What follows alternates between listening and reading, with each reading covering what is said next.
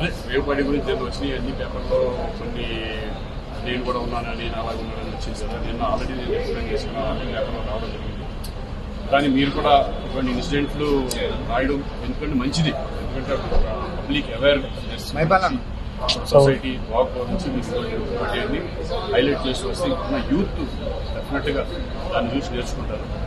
So ఒకటి ఏంటంటే నేను మీ ద్వారా నేను అనేది ఫేక్ న్యూస్ మాత్రం ఒక పర్సన్ మీద రాయొద్దని నేను రిక్వెస్ట్ చేస్తున్నాను.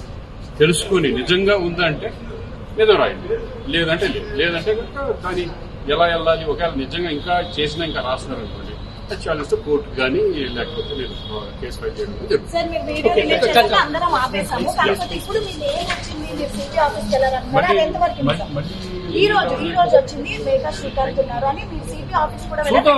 ఒకవేళ నిజంగా ఎవరన్నా రాస్తే నేను డైరెక్ట్ కోర్టుకి వెళ్తాను, కోర్టులో తెచ్చుకుంటాను, నేను ఫైల్ చేస్తాను. ఒకవేళ అటువంటి వాళ్ళు కనుక ఫేక్ కనుక చేయగలిగితే నేను కంప్లైంట్ ఇవ్వడానికి రెడీ. మరిన్ని వీడియోస్ కోసం ఛానల్ ని సబ్స్క్రైబ్ చేయండి, లేటెస్ట్ అప్డేట్స్ కోసం వాట్సాప్ ఛానల్ ని ఫాలో చేయండి అండ్ లింక్ డిస్క్రిప్షన్ లో ఉంది.